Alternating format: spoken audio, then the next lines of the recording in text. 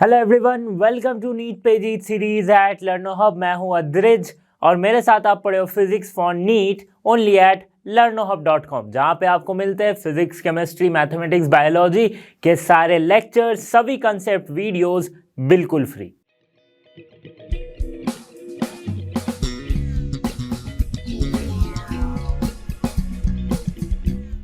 Students, इस video में हम कवर करने वाले थर्मोडायनेमिक्स के आगे के टॉपिक्स को, जहां पे हम second law, Carnot engine, Carnot cycle को समझेंगे। तो चलिए शुरू करते हैं इस वीडियो को। Cyclic and non cyclic process. तो साइक्लिक प्रोसेस क्या है, नॉन साइक्लिक प्रोसेस क्या है, specially in case of thermodynamics. Thermodynamical जो प्रोसेसेस है, राइट, सपोज करते हैं कि मेरे पास एक सिस्टम है जिसकी प्रेशर, वॉल्यूम, टेम्परेचर कुछ एक है, ठीक है। अब इसमें बहुत सारे सीरीज ऑफ प्रोसेसेस हुए, कोई भी प्रोसेस हुआ, बहुत सारे सीरीज ऑफ प्रोसेसेस होने के बाद इसकी अगर फाइनल स्टेट जो है उसमें ये इनिशियल स्टेट को अगर अचीव कर पाता है तो इसे हम कहेंगे क्या, साइक्लिक प्रोसेस। मान लो कि यहां से यहां तक एक प्रोसेस हुआ, यहां से यहां तक एक प्रोसेस हुआ, यहां से यहां तक एक प्रोसेस हुआ, एंड रिजल्ट जो आया कि इनिशियली जहां से सिस्टम की जो भी वेरिएबल्स थी फाइनल में भी उतनी ही रह रही है। मतलब इनिशियल स्टेट में जो इनिशियल स्टेट जो था सिस्टम का, फाइनल स्टेज भी वही हो रहा है after undergoing all the series of processes.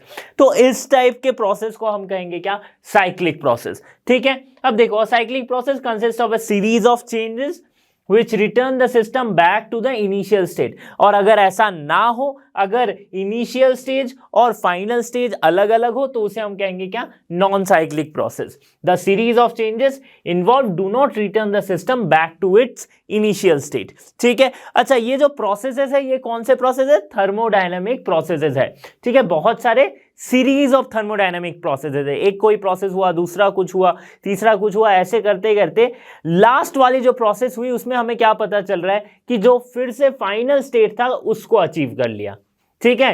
तो इसलिए इनिशियल फाइनल सेम होने की वजह से हम कहेंगे cyclic, just like A round cycle जैसा। और अगर नहीं है ऐसा तो non cyclic. Work done in non cyclic process. अगर प्रोसेस नॉन साइक्लिक है तो वर्क डन क्या होगा, तो देखो सिंपल सी बात है कि प्रोसेस अगर नॉन साइक्लिक है मतलब इनिशियल और फाइनल स्टेज जो है वो अलग अलग है, ठीक है। अगर मैं एक ग्राफ ड्रॉ करता हूं, मतलब indicator diagram that is showing PV, तो अगर ये सपोज है इनिशियल स्टेज जहां पे इसकी प्रेशर है P1, V1, T1, ये हम मानते हैं, और ये इसकी है फाइनल स्टेज, राइट, जहां पे इसकी प्रेशर है P2, V2, T2, ठीक है। अब देखो, ऐसा अगर प्रोसेसेस हुए हैं, मतलब इनिशियल स्टेज कुछ ऐसा था, फाइनल स्टेज कुछ ऐसा है, ठीक है। तो मैं यहाँ पे गैस का एक्सपेंशन की बात कर रहा हूं कि गैस के एक्सपेंशन, या फिर उसमें एक गैस लिया है हमने, आइडियल गैस, ठीक है, वही पिस्टन वाली बात, ठीक है, जो मैं पहले से बताते आ रहा हूं कि ये पिस्टन है, यहां गैस है, और इस गैस के ऊपर कोई भी प्रोसेस किया जा रहा है, ठीक है, थर्मोडायनेमिक प्रोसेसेस हो रहे। अब ये इसकी अगर इनिशियल और फाइनल स्टेज अलग अलग है और फिर से प्रोसेस के बाद ये इनिशियल स्टेज पे पहुंच नहीं रही है, तो ये एक नॉन साइक्लिक प्रोसेस है। तो इस केस में जो वर्क डन होगा dW, उसको हम कैसे लिखते हैं, PdV, ये मैं पहले ही बता चुका हूं, ठीक है। तो इसको W इक्वल्स टू हम कैसे लिखेंगे, VI से फाइनल तक, ठीक है, PdV, ठीक है। ये क्या हो जाएगा, ये हो जाएगा work done in non cyclic process. क्या हो जाएगा, work done in non cyclic process. अच्छा, इसके वर्क डन को हम किस तरह समझ सकते हैं, ये देखो PdV मतलब क्या है, थोड़ा सा अगर हम एक इतना सा वॉल्यूम रेंज कवर करते हैं, ठीक है, ये तो PV कर्व है, ठीक है, इतना सा हम वॉल्यूम रेंज कवर कर रहे हैं जहां पे हम कंसीडर कर रहे हैं कि इतने में जो प्रेशर है वो कांस्टेंट है, ठीक है। इंटीग्रेशन ऑफ डीवी यानी कि छोटा सा एक volume range, right, very infinitesimal, right, tending to zero type, dv यहां पे हमने कंसीडर किया। अब देखो अगर मैं इसको इंटीग्रेट करूं इनिशियल से फाइनल तक, मतलब ऐसे ही अगर मैं इनिशियल से फाइनल तक इंटीग्रेट करूं, इंटीग्रेट मतलब क्या, एक सम होता है कंटिन्यूअस सिस्टम का, जो सम करते हैं उसे ही हम इंटीग्रेशन करते हैं, ठीक है। अगर यहां के बाद से ऐसे ही स्ट्रिप यहां पे यहां पे यहां पे सबको जोड़ू तो मुझे क्या मिलेगा, वर्क डन मिलेगा। तो इसका मतलब मैं ये भी कह सकता हूं कि work done in a non cyclic process will be area under the PV curve. मतलब अगर इस कर्व के नीचे की मैं एरिया आपको बता दूं, राइट, अगर मैं इस कर्व के नीचे की एरिया आपको बता दूं कि ये जो कर्व है इसके नीचे की जो एरिया है इसको अगर मैं कैलकुलेट करूं तो मुझे क्या मिल जाएगा, वर्क डन मिल जाएगा कि एक नॉन साइक्लिक प्रोसेस में कितना वर्क डन हुआ है हम यहां से बता सकते हैं एरिया अंडर द कर्व से, ठीक है। तो इसको हम कुछ इस तरह से लिखते हैं कि एरिया अंडर पीवी कर्व हमें क्या बताएगा, वर्क डन, ठीक है। समझ में आ गई बात, एरिया अंडर पीवी कर्व हमें क्या बताएगा, वर्क डन बताएगा। ओके, अब अगर बात करते हैं कि अगर प्रोसेस साइक्लिक है तो क्या हो जाएगा, साइक्लिक होगी तो पीवी कर्व कैसे बनेगा। साइक्लिक प्रोसेस मतलब देखो फिर से मैं बता रहा हूं, साइक्लिक प्रोसेस का यहां पे ये मतलब नहीं है कि कोई एक प्रोसेस हो रहा है, ठीक है। तो साइक्लिक प्रोसेस का ये मतलब है कि एक सीरीज ऑफ प्रोसेस हुआ, मतलब बहुत सारे प्रोसेसेस हुए, उसके बाद जहां से स्टार्ट हुआ था, जहां पे सिस्टम की जो इनिशियल स्टेज थी, इतने सारे प्रोसेस होने के बाद फिर से वो इनिशियल स्टेज उसने अचीव किया, तो इसीलिए इसे कहेंगे क्या, साइक्लिक प्रोसेस। ओके, तो अगर मैं सपोज करता हूं कि ये इसकी इनिशियल स्टेज है, तो ये कुछ प्रोसेस हुए, राइट, और फिर जाके कुछ ऐसा प्रोसेस हुआ कि ये वापस से अपने फाइनल स्टेज, इनिशियल स्टेज पे पहुंच गई, ठीक है। तो इसका इनिशियल और फाइनल जो है वो सेम हो गया, इनिशियल स्टेज और फाइनल स्टेज जो है सेम हो गया। अब हम क्या जानते हैं कि एरिया अंडर द कर्व अगर मैं निकालूं, area under the PV curve अगर मैं निकालूं, तो इस केस में मैं पता कर सकता हूं क्या, वर्क डन कितना होगा, यही तो पता कर सकता हूं। तो देखो ये कर्व है, इसको मैं नाम दे देता हूं, सपोज आई एफ, यहां पे जे नाम दे देते, यहां पे के नाम दे देते, यहां पे एल नाम दे देते, ठीक है। तो एरिया अंडर आई जे के एल, ठीक है, ये होगा क्या, पहला work done.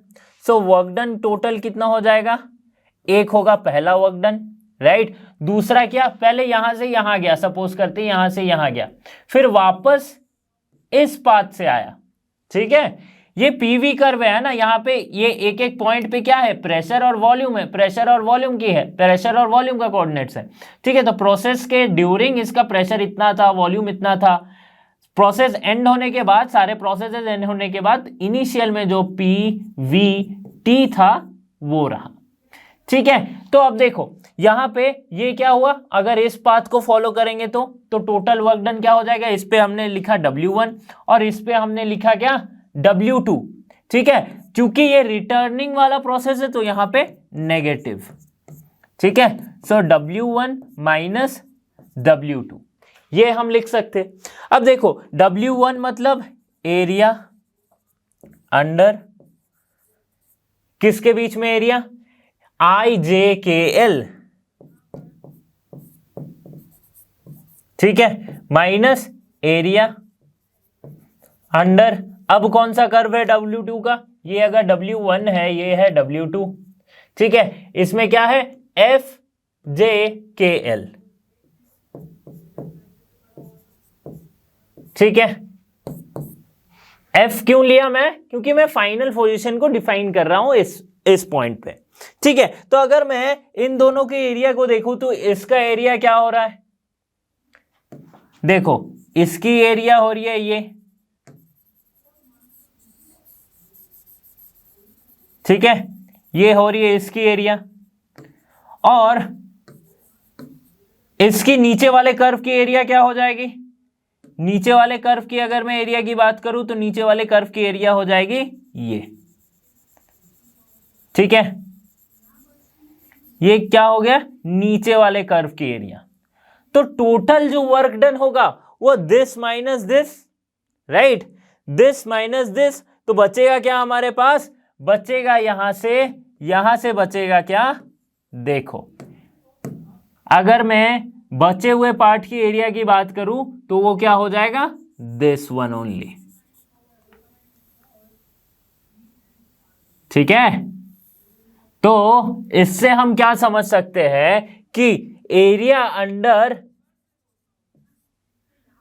Area of the loop, ये जो लूप मिला साइक्लिक प्रोसेस में, ये जो हमें लूप मिला, इसकी एरिया को अगर मैं निकालूं तो मुझे मिल जाएगा क्या, टोटल वर्क डन। क्या मिल जाएगा, टोटल वर्क डन।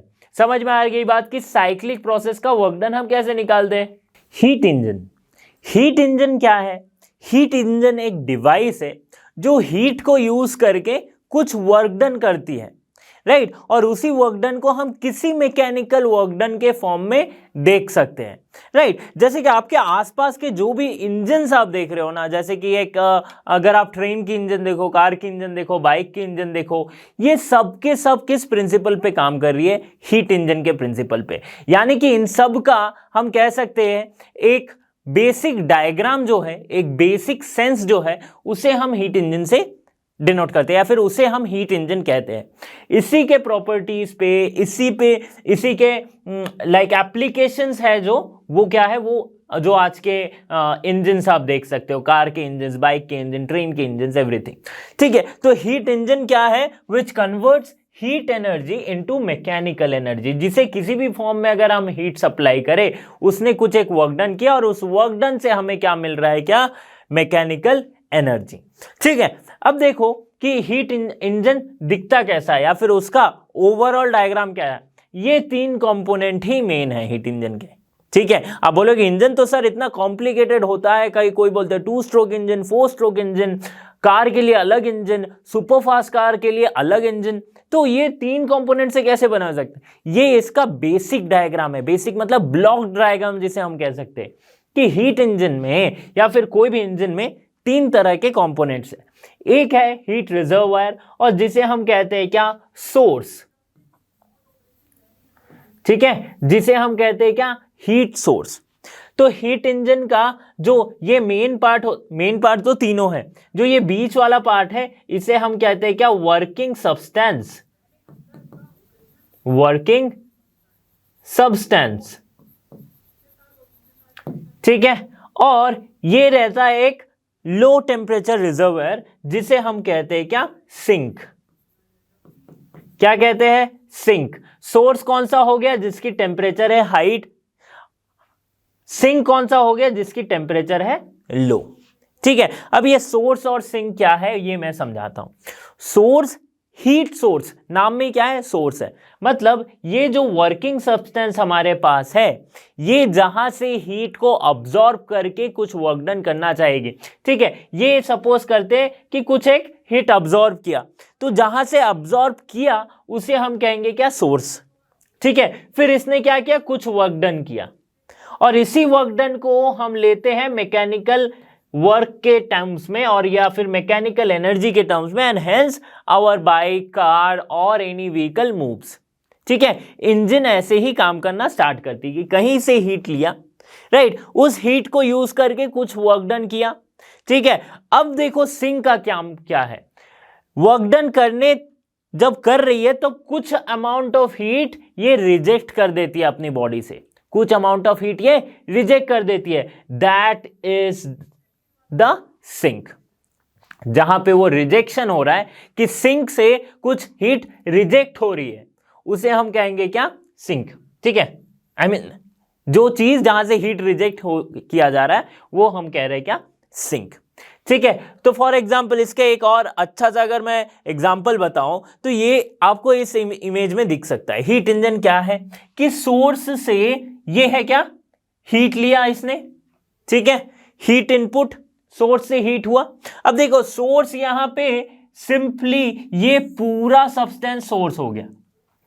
कैसे बताओ, यहां पे क्या है, ये एक स्टीम इंजन का वर्किंग का प्रिंसिपल है। ठीक है, किसका, स्टीम इंजन का। स्टीम इंजन में क्या होता है वो मैं बता रहा हूं कि एक हीट इनपुट आया, ठीक है, कहीं से हीट दिया गया, अब इसके अंदर क्या है, पानी है। अब पानी जैसे ही वाटर बॉयल होने लगती है, वाटर हीट होने लगती है, ये क्या बनाएगी, स्टीम बनाएगी। अब इस स्टीम को हम अगर इस पिस्टन के अंदर या फिर इस जैसे डायग्राम आप सिलेंडर के अंदर अगर मैं दूं तो ये क्या होगा, ये स्टीम अंदर जाएगी, प्रेशर बढ़ाएगी। प्रेशर बढ़ाने से क्या होगा, जैसे हम पिस्टन वाले सिस्टम में पढ़ते थे कि प्रेशर अंदर का बढ़ा या फिर अंदर की इंटरनल एनर्जी बढ़ी तो क्या हुआ, पिस्टन ऊपर मूव किया, that means work done by the gas inside. तो कुछ वर्क डन किया, ठीक है। तो देखो सोर्स का क्लियर हुआ कि सोर्स कहां आ गया, ये सोर्स। वर्क डन किया कुछ, क्या वर्क डन करेगा कि पिस्टन को आगे ढकेलेगा। अब देखो अगर ये आगे ढकेला जाए, ये अगर आगे मूव हो, अब क्या होगा, ये सारे क्रैंक शाफ्ट लगे हैं इसमें, ये मूव होगा तो ये मूव होगी, ये मूव होगा तो ये मूव होगी। हेंस एंड रिजल्ट क्या आएगा कि व्हील जो है वो घूमने लगेगी। व्हील जो है घूमने लगेगी। व्हील घूमने का मतलब ही क्या है, गाड़ी चल पड़ी, ठीक है। अगर व्हील घूम गई इसका मतलब गाड़ी चल पड़ी, इंजन चालू हो गया, ट्रेन जो है स्टार्ट हो गई, ठीक है। तो यहां से हम समझ सकते, देखो बेसिक चीज क्या है, ये सोर्स, ये है वर्किंग सब्सटेंस, ठीक है। अब सिंक कहां है, सिंक पूछोगे क्या है, तो सिंक है जो अमाउंट ऑफ हीट रिजेक्ट हुआ, तो स्टीम इंजन के ऊपर जो धुआं निकल जाता है वो क्या है, सिंक। वहां से हम कह सकते हैं क्या, सिंक।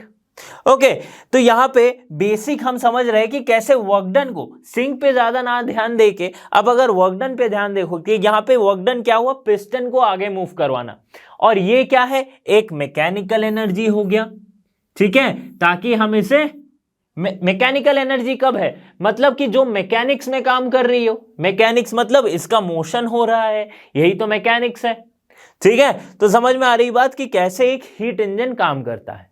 तो एक होती है क्या, सोर्स, ठीक है। ये रहा क्या, वर्किंग सब्सटेंस जिसने सोर्स से हीट अब्सॉर्ब किया, और ये क्या, सिंक जहां पे हीट रिजेक्ट हुआ बाय द वर्किंग सब्सटेंस, और जो हीट अब्सॉर्ब किया उससे इसने क्या किया, एक वर्क डन किया, ठीक है। तो सपोज करते हैं सोर्स जो है उसकी टेम्परेचर है T1, सिंक जो है उसकी टेम्परेचर है T2, such that T1 is greater than T2। जहां से हीट ले रहा है जो सोर्स है उसकी टेम्परेचर ज्यादा होती है सिंक से, ओके। अब देखो सपोज करते हैं कि Q1 अमाउंट ऑफ हीट इसने अब्सॉर्ब किया और Q2 अमाउंट ऑफ हीट इसने रिजेक्ट किया और W इसने वर्क डन किया। तो अगर मैं नेट DQ की बात करूं कि नेट अमाउंट ऑफ हीट कितना गया, net amount of heat, net amount of absorbed, net कितना एब्सॉर्ब किया इसने, तो वो क्या होगी, जितना लिया Q1 लिया Q2 निकाल दिया, ठीक है। Q1 में से Q2 चला गया, राइट। इसमें हीट कितना आया था Q1, इसने निकाला कितना, Q1 में से Q2 निकाला, तो Q1 माइनस Q2 अगर करूंगा तो मुझे पता चलेगा कि एक्चुअल में कितना हीट एनर्जी इसने यूज किया, ठीक है। अब देखो क्या हो रही है कि ये जो अभी तक मैंने बताया कि ये जो वर्किंग सब्सटेंस है, चाहे यहां पे ये पिस्टन को देख लो, कोई भी वर्किंग सब्सटेंस है हीट इंजन में, वो साइक्लिक प्रोसेस को फॉलो करती है। किस प्रोसेस को, साइक्लिक प्रोसेस को। साइक्लिक प्रोसेस मतलब क्या होता है वो मैं बताया कि जहां पे फाइनल स्टेज जो है वो इनिशियल स्टेज हो, मतलब एक साइकिल के बाद फिर से वो अपने इनिशियल पोजीशन पे पहुंच जाए। तो अगर ये भी वर्किंग सब्सटेंस अगर फॉलो कर रहा है एक साइक्लिक प्रोसेस को, तो इसका मतलब क्या होगा, ये इनिशियल पोजीशन पे फिर से पहुंचेगा, ठीक है। और इनिशियल पोजीशन पे अगर फिर से पहुंच गया तो इसकी चेंज इन इंटरनल एनर्जी क्या होगी, जीरो होगी, राइट। तो du जो है change in internal energy zero होगी, क्योंकि इनिशियल फाइनल सेम है, तो चेंज में कुछ आएगा ही नहीं, ठीक है। और फर्स्ट लॉ ऑफ थर्मोडायनेमिक्स क्या कहता है कि कोई भी कहीं पे भी एनर्जी का कंजम्पशन, एनर्जी का कंजर्वेशन होता है, that is the first law of thermodynamics. मतलब चाहे कोई भी प्रोसेस हो रहा हो उसमें फर्स्ट लॉ तो अप्लाई होगा ही, ठीक है। तो अगर इसमें भी मैं फर्स्ट लॉ को अप्लाई करूं अकॉर्डिंग टू फर्स्ट लॉ अगर मैं इसमें भी फर्स्ट लॉ को अप्लाई करूं तो मैं क्या देख सकता हूं, d Q equals to d U plus d W मैं लिख सकता हूं, where d U is 0 and Q d Q equals to Q one minus Q two. तो ये क्या आ गया हमारे पास, वर्क डन कितना किया, W work done, so W equals to Q one minus Q two. ये हमारे पास आया क्या, इतना वर्क इसने किया है। ठीक है, अब इंजन है तो इसकी कुछ एफिशिएंसी होगी। एफिशिएंसी मतलब क्या है, एफिशिएंसी किसी भी सब्सटेंस किसी भी वर्किंग सब्सटेंस की हम एफिशिएंसी चेक करते हैं। क्या है, आप और मैं भी एक वर्किंग सब्सटेंसेस है। कैसे मैं बताता हूं, सबको सपोज कि आपको स्कूल से होमवर्क मिला है कि आपको 10 पेज ऐसे लिख के आनी है ऑन हीट इंजन। 10 पेज लिखना तो मुश्किल है, बट फिर भी आपको ऐसा होमवर्क मिला कि 10 पेज आपको इंग्लिश में ऐसे लिखना है। ठीक है, और टाइम आपके पास दी गई है 1 दिन का। ठीक है, अब 3 लोग हैं, किसी ने एक दिन में 4 पेज लिखा, ओके, किसी ने एक दिन में 8 लिखा, किसी ने एक दिन में पूरा का पूरा 10 पेज लिखा। तो एफिशिएंसी हम कैसे देखेंगे कि जो कम टाइम पे या फिर दिए गए टाइम पे जिसने ज्यादा वर्क किया उसकी ज्यादा एफिशिएंसी। मतलब जिसने 10 के 10 पेज लिख दिए एक दिन के टाइम पे, उसे हम कहेंगे क्या, ये अच्छे से काम करके आया है। वैसे ही जब भी हम कार्स या बाइक्स या फिर कोई भी इंजन की बात करते हैं, आप कोई भी अप्लायंसेस की बात करते हैं, मोबाइल फोन्स की बात करते हैं, हम क्या कहते हैं कि जिसमें फ्यूल कम यूज हो, राइट, और काम हमें ज्यादा करके दे, राइट। अब टीवी वगैरह फ्रिज वगैरह भी खरीदते तो हम क्या कहते हैं कि इलेक्ट्रिसिटी कम यूज हो लेकिन प्रॉपर काम करना चाहिए, ठंडा होना चाहिए, आइसक्रीम जमनी चाहिए, ये हम बात करते हैं, राइट। वैसे कार या बाइक की क्या बात करते हैं कि फ्यूल पेट्रोल डीजल कम यूज हो लेकिन हम ज्यादा डिस्टेंस तक जा पाए। तो एफिशिएंसी का मतलब ही ये होता है, कोई भी वर्किंग सब्सटेंस में हम एफिशिएंसी को ये पता करें कि वो वर्किंग सब्सटेंस कितना ज्यादा एफिशिएंट है, कितना ज्यादा अच्छा है, या फिर कितने ज्यादा किफायती है, ये भी हम बोल सकते हैं। ओके, अब देखो एफिशिएंसी हीट इंजन के केस में हम कैसे लिख सकते हैं, उसे हम लिखते हैं थर्मल एफिशिएंसी, थर्मल एफिशिएंसी, जिसे हम डिनोट करते हैं ईटा से। थर्मल क्यों, क्योंकि यहां पे सोर्स सिंक, यहां पे हीट के टर्म्स में इसे लिखेंगे, इसीलिए हम इसे थर्मल एफिशिएंसी कहेंगे।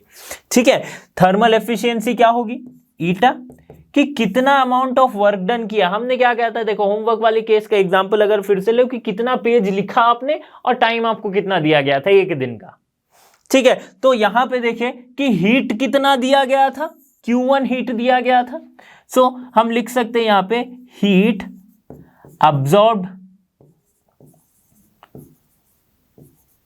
बाय द हीट अब्सॉर्ब्ड पर साइकिल, एक साइक्लिक प्रोसेस है ना, तो एक साइकिल का अगर हम ले पर साइकिल बाय, और ऊपर में क्या लिख सकते हैं, कितना अमाउंट ऑफ, कितना पेज आपने लिखा तो कितना वर्क डन आपने किया। सो वर्क डन पर साइकिल। ठीक है, यहां पे हीट एनर्जी लिख दो और इजी हो जाएगा, हीट एनर्जी अब्सॉर्ब्ड और वर्क डन कितना आपने किया है। तो वर्क डन आपने किया, या फिर हीट इंजन ने, आपकी बात नहीं कर रहा हूं, हीट इंजन की मैं यहां पे निकाल रहा हूं, तो Q1 minus Q2 by heat absorbed Q1। So simply eta को हम कैसे लिख सकते हैं, 1 माइनस Q2 बाय Q1। ठीक है, ये हो गई क्या, थर्मल एफिशिएंसी। ओके, अब देखते हैं बात कि यहां पे Q2 अगर 0 हो जाए, ठीक है, Q2 अगर 0 हो गया तो क्या होगा, इफ Q2 इक्वल्स टू 0, अगर ये 0 हुआ तो ये पूरा टर्म 0, सो 1 माइनस 0 ईटा क्या हो जाएगी, 1, राइट, ईटा हो गई 1। मतलब अगर मैं कहूं कि आपको 10 पेज दिया गया है और आपने 1 सेकंड भी टाइम वेस्ट नहीं किया, देखो इसको आप अपने से रिलेट करोगे कि हीट इंजन को अपने से रिलेट करोगे, 10 पेज का हमें वर्क करना है हमें, और साथ ही साथ हमारी टाइम कितनी दी गई है, कितना हम टाइम यूज कर सकते हैं, मतलब हीट एनर्जी कितना यूज कर सकते हैं, वैसे ही टाइम है कि 1 दिन का यूज कर सकते हैं। और जो टाइम आप वेस्ट कर रहे हो कि थोड़ा सो जाते हैं, राइट, थोड़ा खेल लेते हैं जाके, तो ये क्या है, ये सिंक है कि कितना अमाउंट ऑफ हीट आपने रिजेक्ट किया, राइट। तो एक दिन में अगर आप एक दिन में अगर 3-4 घंटे सो जा रहे हो, 3-4 घंटे आप खेल ले रहे हो, तो आपके पास जितना टाइम बचा उतने में आपको जितना आपसे लिख पाओ उतनी एफिशिएंट आप हो पाओगे। तो अगर आपने एक भी टाइम वेस्ट नहीं किया, यानी कि Q2 0 है, टाइम वेस्ट 0 है, वैसे Q2 0 है, तो क्या हो जाएगा, तो वर्किंग सब्सटेंस जो है जितना अमाउंट ऑफ हीट लेगी पूरा का पूरा वर्क डन दे देगी। इसका मतलब क्या है, एफिशिएंसी, थर्मल एफिशिएंसी 1, इसका मतलब एफिशिएंसी 100%, कि आपने 1 सेकेंड भी वेस्ट नहीं किया, राइट। तो प्रैक्टिकली ये पॉसिबल नहीं है। थ्योरेटिकली तो हम कह सकते हैं कि 1 भी सेकेंड वेस्ट मत करो, प्रैक्टिकली नॉट पॉसिबल। मतलब कि एफिशिएंसी 100% कभी नहीं हो सकती, हीट इंजन की एफिशिएंसी 100% कभी नहीं हो सकती, ठीक है। कुछ ना कुछ अमाउंट ऑफ हीट जो है वो सिंक पे जाएगा ही, कुछ ना कुछ अमाउंट ऑफ हीट जो है ये रिजेक्ट करेगा ही, राइट। प्रैक्टिकली पॉसिबल नहीं है, थ्योरेटिकली हम कह सकते हैं, इसलिए आपको सब कहते हैं कि 1 भी सेकेंड वेस्ट मत करो, बट बिना खेले बिना सोए थोड़ी ना रह सकते, ठीक है। चलो ये बात होगी।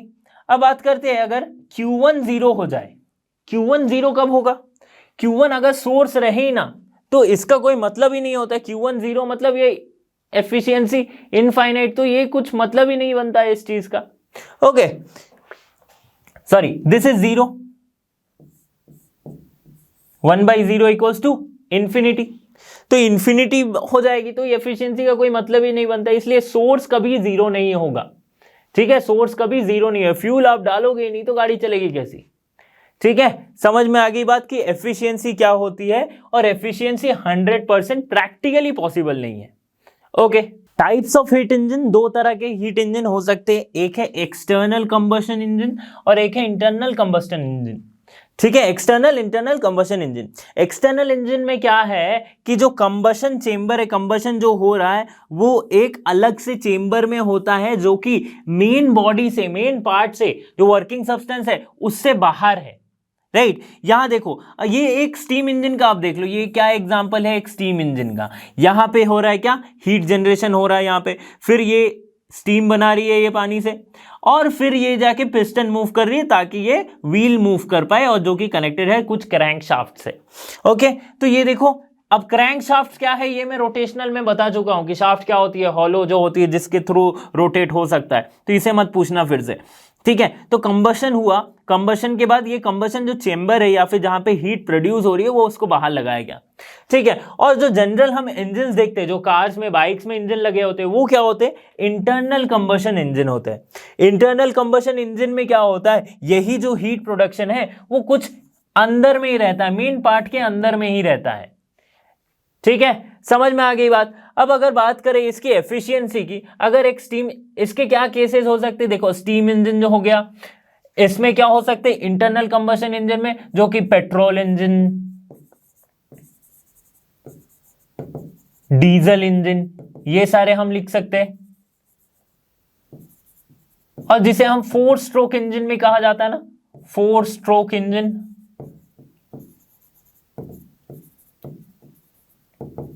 ठीक है, ओके। तो इसकी अगर मैं एफिशिएंसी देखूं तो थ्योरेटिकली अगर देखा जाए तो 32% एफिशिएंसी होती है, राइट। मतलब 100 अगर ही स्टीम पहुंचे तो 32 ही काम कर पाए, ठीक है। ये होती है थ्योरेटिकली 32%। लेकिन अगर प्रैक्टिकली देखा जाए कि प्रैक्टिकली कितना होती है, तो प्रैक्टिकल यूज में एक स्टीम इंजन की एफिशिएंसी होती है only 12 to 16%, only 12 to 16%। In case of petrol, diesel और लाइक 4 स्ट्रोक इंजन, इसकी थ्योरेटिकली जो एफिशिएंसी होती है वो कितनी होती है, 56%, राइट। अराउंड ये अप्रोक्सीमेटली ये वैल्यू है 56%। बट इसमें अगर मैं पेट्रोल इंजन की बात करूं प्रैक्टिकली, प्रैक्टिकल देखो, थ्योरेटिकली केस में बहुत सारे चीजें हम आइडियल कंसीडर करते हैं कि कोई हीट लॉस नहीं हो रहा है, फ्रिक्शन की वजह से कुछ लॉस, एनर्जी लॉस नहीं हो रही है, राइट। इतने सारे चीज को हमने आइडियल मान लेते हैं, राइट। लेकिन प्रैक्टिकल में तो ये सब एक्ट कर रही है, डेसिपेटिव फोर्सेस एक्ट कर रही है। तो प्रैक्टिकल में जो पेट्रोल इंजन की एफिशिएंसी देखी गई है वो देखी गई है around 26%, right. And diesel engine की देखी गई है, वो क्या देखी गई है, 40%, राइट। 40% देखी गई है। तो डीजल और पेट्रोल आपको पता है ये कहां कहां यूज होता है, जो एलएमवीज है, लाइट मूविंग व्हीकल्स है, उसमें हम पेट्रोल का यूज करते हैं। डीजल जो एचएमवीज है, हैवी मूविंग व्हीकल्स जो है, जैसे कि ट्रक्स हो गए, बड़े बड़े ट्रैक्टर्स हो गए, क्रेन्स हो गई, उसमें हम डीजल का यूज करते हैं। ओके, बात समझ में आ गई। अच्छा, अगर मैं इसकी स्टीम इंजन, या ये देखो ये है एक 4 स्ट्रोक इंजन, यहां पे कैसे देखो, ये जो रेड कलर यहां पे आएगी ना, इसका मतलब क्या हो रहा है, जो हीट जनरेशन हो रहा वो यहीं पे हो रहा है, ठीक है। हीट जनरेशन देखो, ये एक बाइक के इंजन के आपके 4 स्ट्रोक इंजन की दी गई है, ठीक है। हीट क्या है, यहीं पे जनरेट हुआ, सोर्स यही हो गया, वर्क डन क्या कर रहा है, ये जो वर्क डन हो रहा है, ठीक है। ये पिस्टन है, नीचे जा रही है, साथ ही साथ ये शैफ्ट क्या कर रही है, इसको घुमा रही है। और ये हो गया हमारा सिंक, जो बाइक के एग्जॉस्ट होते, कार के एग्जॉस्ट होते, जहां से वो धुआं निकल जाती है, दैट इज द सिंक, ठीक है। यहां पे देखो ये जो रेड कलर की आएगी अचानक से, ये देखो ये आई, ये क्या हुआ, छोटा सा हीट जनरेशन होगा। जब सेल्फ स्टार्ट करते हैं बाइक को, या फिर जब कार को स्टार्ट करते हैं, तो ये जो स्पार्क प्लग लगी है, ये क्या है, ये एक स्पार्क प्लग है। इस स्पार्क प्लग के वजह से एक छोटी सी चिंगारी, इग्निशन होती है, राइट। और चूंकि यहां पे गैसेस रहते हैं, फ्यूल रहती है, उससे क्या होता है, आग लगती है, and that's how engine starts to move. समझ में आ रही है बात। तो ये एक इंटरनल, हम कंबशन इंजन की बात करें कि जो पूरा का पूरा सिस्टम है, या फिर पूरा का पूरा जो वर्किंग सब्सटेंस है, उसी के अंदर लगा है क्या, सोर्स। और स्टीम इंजन कुछ इस तरह से काम करती है, इसका तो मैं आपको डायग्राम दिखा ही चुका हूं।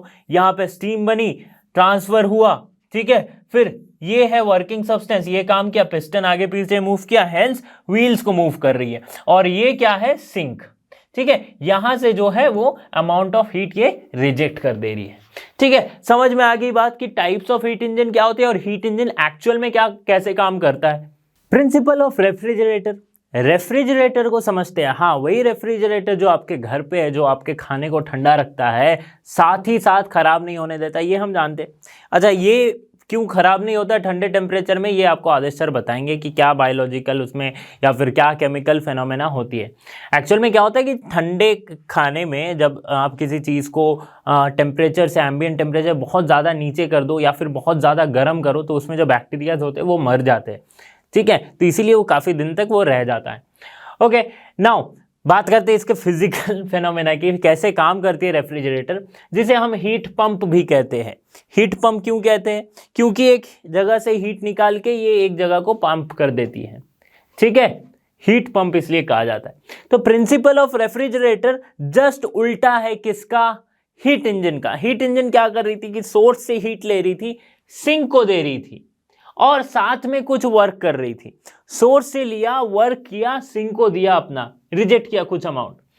हीट इंजन में क्या होगा, सॉरी रेफ्रिजरेटर में क्या होगा, या फिर हीट पंप में क्या होगा, कोई एक्सटर्नल वर्क इस पे करेगा, राइट। कोई एक्सटर्नल वर्क इस पे किया, वर्किंग सब्सटेंस पे किया, और इससे कहा कि अब तुम सिंक से निकाल के सोर्स को दे दो, राइट। मतलब पूरा का प्रोसेस जो है वो उल्टा हो जा रहा है। वर्क करने के बजाय इस पे वर्क हुआ, एक्सटर्नल वर्क, और ये वर्क क्या कहता है कि तुम सिंक से उठाओ, सोर्स को दे दो।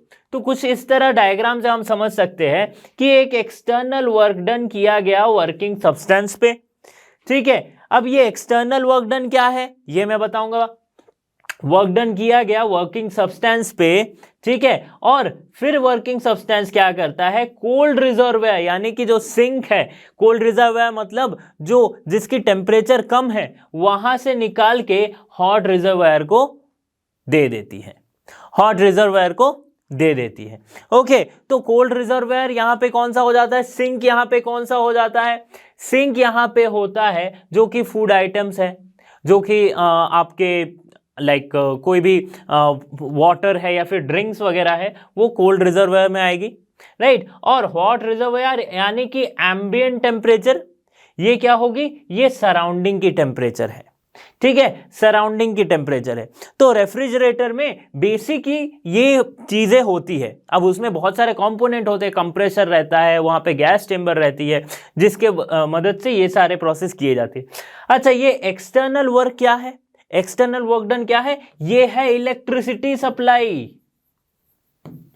इलेक्ट्रिसिटी सप्लाई, ठीक है। इलेक्ट्रिसिटी के वजह से ये जो है पूरा का पूरा हीट इंजन उल्टा काम करने लग रहा है। एक्चुअल में हीट इंजन नहीं कहना गलत होगा, ये पूरे की पूरे जो सिस्टम है वो सिंक से इस तरह से काम करती है। क्यों?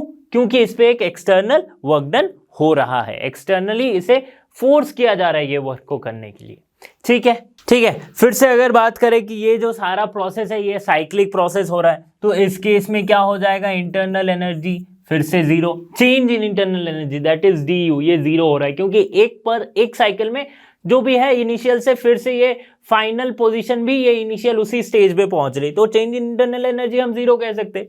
अब देखो अगर मैं बात करूं net amount of heat absorb की, राइट, तो कितना लिया कितना दिया, इसने Q2 अमाउंट लिया और Q1 वापस कर दिया, तो सिंपली Q2 माइनस Q1 हम लिख देंगे, राइट। तो फर्स्ट लॉ के वजह से, first according to first law हम फिर से dq equals to dw, right, और यहां पे हम क्या करेंगे, Q2 minus Q1 equals to w, ये फिर से आ गया।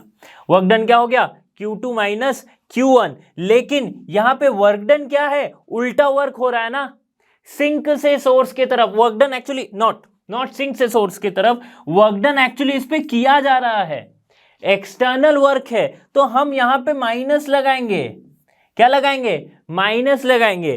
तो सिंपली वर्क डन को हम कैसे लिख सकते हैं, minus W equals to Q2 minus Q1, तो W equals to Q1 minus Q2, ठीक है, ये हम लिख सकते हैं।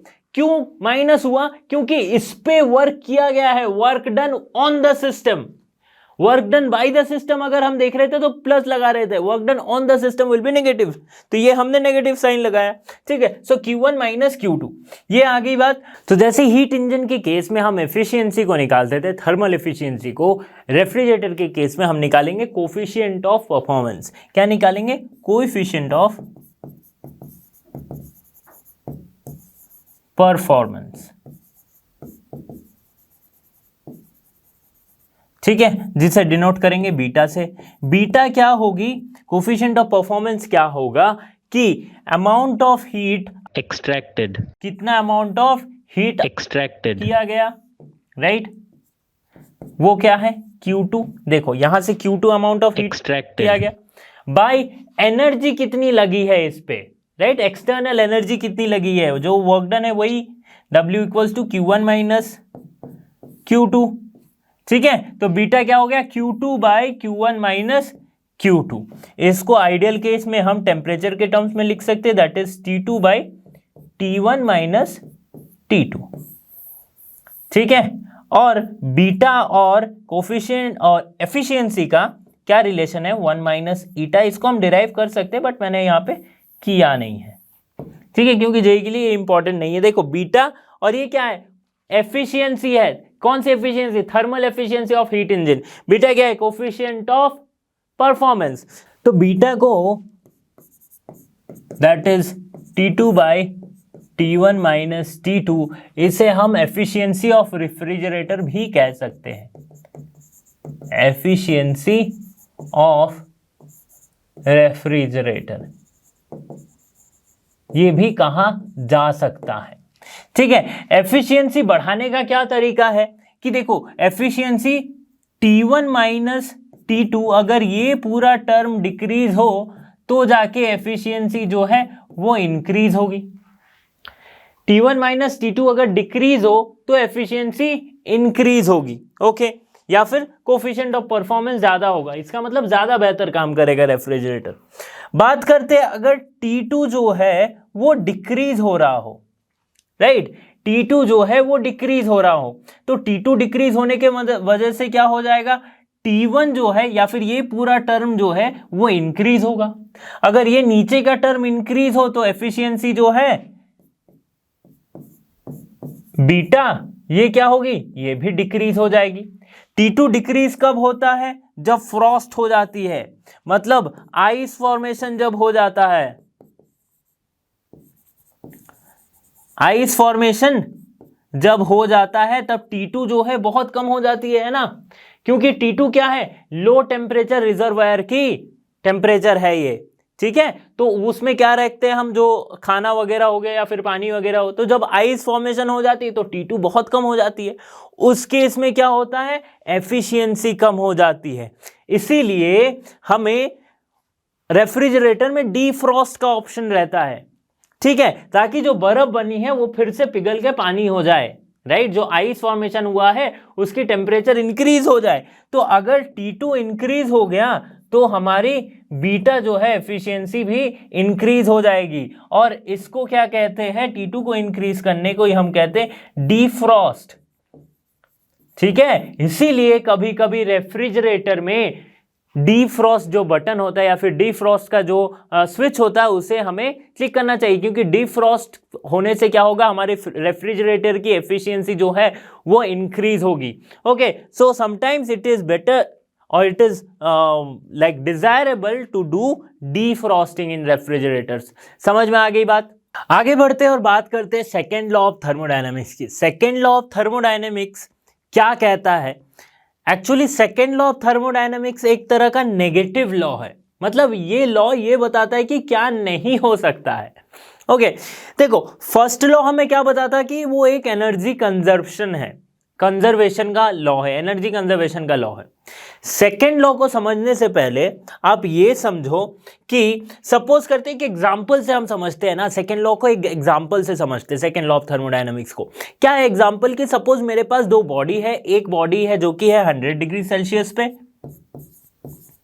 ठीक है, और एक बॉडी है 0 डिग्री सेल्सियस पे, दोनों को कनेक्ट कर दिया गया सच दैट कोई हीट का लॉस नहीं हो रहा है दोनों ऑब्जेक्ट में, ठीक है, ऐसा कुछ है, ये पूरे सिस्टम में कोई हीट का लॉस नहीं हो रहा है।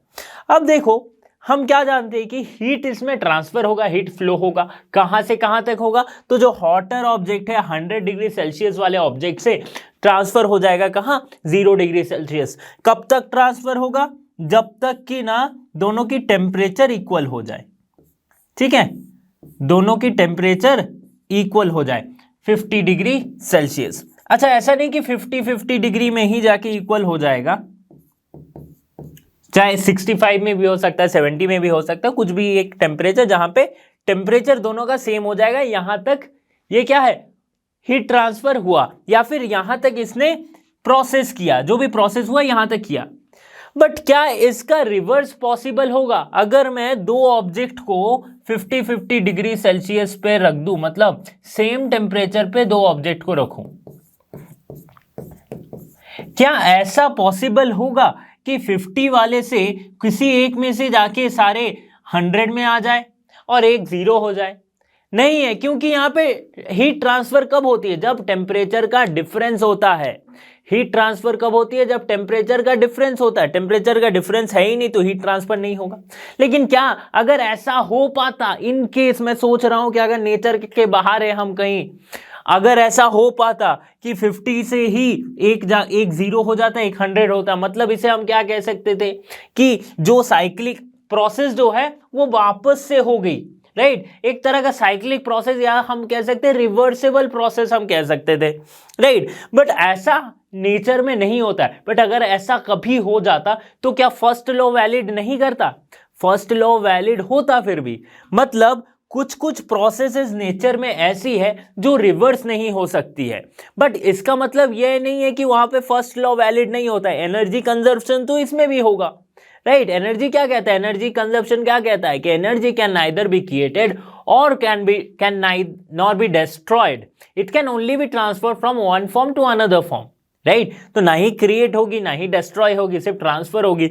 तो अगर इसका उल्टा भी हो तो भी एनर्जी कंजर्वेशन तो वैलिड हो ही रहा है, राइट। लेकिन ऐसा नहीं होता है। क्यों नहीं होता है? भगवान ने कहा है, नेचर का लॉ है, राइट, नेचर का लॉ है, ऐसा नहीं होता है। ओके, फॉर एग्जाम्पल अगर मैं स्टीम इंजन की बात करूं कि हमारे पास जो स्टीम इंजन थी उसमें हमने क्या डाला था, एक कंबशन क्रिएट किया था, राइट, कंबशन डाली थी, कंबशन हुआ था, कंबशन से के वजह से क्या हुआ, कंबशन के वजह से वो स्टीम बनी, स्टीम जाके पिस्टन पे टकराई, फिर उसका जो इफेक्ट हुआ वो व्हील्स को मूव कर रही थी, ठीक है, और साथ ही साथ जो उसके ऊपर जो धुएं निकल रही थी उसे हम कह रहे थे कि ये सिंक है, यहां से टेम्परेचर रिजेक्ट कर रही है या फिर रिलीज कर रही है, हम बोल सकते थे। बट इसका मैं अगर ऑपोजिट करूं, मैं जाके ही अपने हाथों से अगर व्हील घुमाने लगूं, क्या वहां पे हीट बन जाएगा, कंबशन वहां पे क्रिएट होगा? नहीं होगा, राइट। क्यों नहीं होगा? क्योंकि नेचर लॉ है, नेचर का लॉ है, ठीक है। ऐसे ही कहा जाता है कि सेकेंड लॉ ऑफ थर्मोडायनामिक्स क्या है कि some phenomena which it like principle which disallows certain phenomena consistent with first law of thermodynamic is known as second law of thermodynamics. मतलब ये सारे फेनोमेना जिसमें फर्स्ट लॉ एप्लीकेबल है, वैसे कुछ सर्टेन फेनोमेना जो कि सेकेंड लॉ, जो कि ऐसा प्रिंसिपल जो डिसअलाउ करता है, जो कि मना करता है, वो किसकी वजह से मना कर रहा है? नेचर की वजह से मना कर रहा है, नेचर का लॉ है, राइट। ये सिंपल सी बात है कि रिवर्स कुछ प्रोसेस का पॉसिबल नहीं है, ठीक है। अगर मैं in terms of heat engine या फिर हीट इंजन के रेस्पेक्ट में अगर मैं सेकेंड लॉ को डिफाइन करूं तो उसके लिए साइंटिस्ट ने, जो कि केल्विन प्लैंक स्टेटमेंट और क्लॉसियस स्टेटमेंट, मतलब 3 साइंटिस्ट ने मिलके हीट इंजन के रेस्पेक्ट में सेकेंड लॉ के स्टेटमेंट को लिखा है कुछ इस तरह से। It is impossible to construct a heat engine which would absorb heat from the reservoir and convert it into 100% mechanical work, right. मतलब सिंपली हीट लेके पूरी की पूरी मैकेनिकल वर्क नहीं दे पाएगी, राइट। ये क्या है? केल्विन प्लैंक का स्टेटमेंट। इसका मतलब क्या है? सिंक बहुत जरूरी है, सिंक इज एसेंशियल। सिर्फ और सिर्फ अगर आप चाहोगे कि सिंक में नहीं लगाऊंगा, पूरी की पूरी हीट जो है वो क्या होगी? टोटल मैकेनिकल वर्क, मतलब 100% एफिशिएंसी, तो वो पॉसिबल नहीं है। दूसरा कहता है Clausius statement, it is impossible to design a self acting machine unaided by external agency which would transfer heat from the body at lower temperature to body at higher temperature। मतलब ये क्या कह रहा है? रेफ्रिजरेटर के respect में है, यानी कि हीट पंप के बारे में बता रहा है कि बिना एक्सटर्नल एजेंसी के, बिना एक्सटर्नल वर्क दिए, जो रेफ्रिजरेटर में हम क्या कर रहे थे? इलेक्ट्रिसिटी दे रहे थे, एक्सटर्नल वर्क, तो बिना इलेक्ट्रिसिटी के ऐसा पॉसिबल नहीं है कि लो टेम्परेचर से हाई टेम्परेचर तक हीट फ्लो हो सके। फ्लो तो नहीं, मतलब जो है एनर्जी इस तरह से मूव कर सके। ओके, सो ये 2 स्टेटमेंट, एक बता रही है हीट इंजन के बारे में, एक बता रही है हीट पंप के बारे में, ठीक है। समझ में आ रही बात? और सेकेंड लॉ ऑफ थर्मोडायनामिक्स बस इतना ही कहता है कि कुछ फेनोमेना जहां पे थर्मोडायनामिक फर्स्ट लॉ भले ही वैलिड हो, लेकिन वो रिवर्सिबल नहीं है, मतलब उसका वो पॉसिबल ही नहीं है वो प्रोसेसेस, ठीक है। देखो, फर्स्ट लॉ और सेकेंड लॉ में कंफ्यूजन ये रहता है कि, या फिर इसका सोल्यूशन, जो कंफ्यूजन रहती है मोस्ट ऑफ द स्टूडेंट्स को कि फर्स्ट लॉ सेकेंड लॉ में क्या अंतर है, ये मैं बता रहा हूं। देखो, इसका कंफ्यूजन 1 सेकेंड में दूर होगा। फर्स्ट लॉ कहता है क्या कि अगर कोई प्रोसेस होगा तो उसमें मैं वैलिड रहूंगा, मतलब अगर कोई भी प्रोसेस हुआ तो उसमें एनर्जी का कंजर्वेशन होगा, ठीक है। ध्यान से सुनना वर्ड को, कोई भी प्रोसेस हुआ तो, ठीक है। सेकेंड लॉ कहता है क्या कि वो प्रोसेस कब होगा, कब नहीं होगा। अगर होगा तो फर्स्ट लॉ वैलिड होगा, राइट। और कुछ ऐसा है जहां पे वो प्रोसेस नहीं हो पाएगा, मतलब it the principal which disallow certain phenomena, कुछ फेनोमेना को होने से रोकती है, डिसअलाउ करती है, राइट। तो these are the reverse phenomena, maximally reverse phenomena ही है ये। ओके, समझ में आ गई बात? सेकेंड लॉ क्या होती है? एफिशिएंसी ऑफ कार्नोट साइकिल या फिर कार्नोट इंजन हम कैसे लिखते हैं? देखो, कैसे लिखेंगे? Eta work done net work done by heat absorbed, that is Q1। ये समझ में आ गई बात। अब कार्नोट साइकिल में क्या हुआ था, 4 मेन प्रोसेस हुई थी, isothermal expansion, adiabatic expansion, isothermal compression and adiabatic compression. ठीक है, अगर उन सब चीज में हम क्या जानते हैं, आइसोथर्मल प्रोसेस जब होता है तो PV जो होती है वो कांस्टेंट होती है, और एडियाबैटिक प्रोसेस होता है तो PV to the power gamma equals to constant होती है।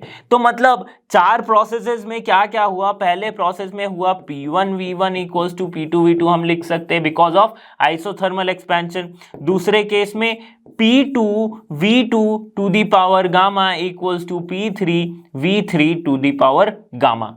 ठीक है, ये दूसरे प्रोसेस की इनिशियल फाइनल बता रही है, और उस केस में क्या बता रही है, एडियाबैटिक एक्सपेंशन का।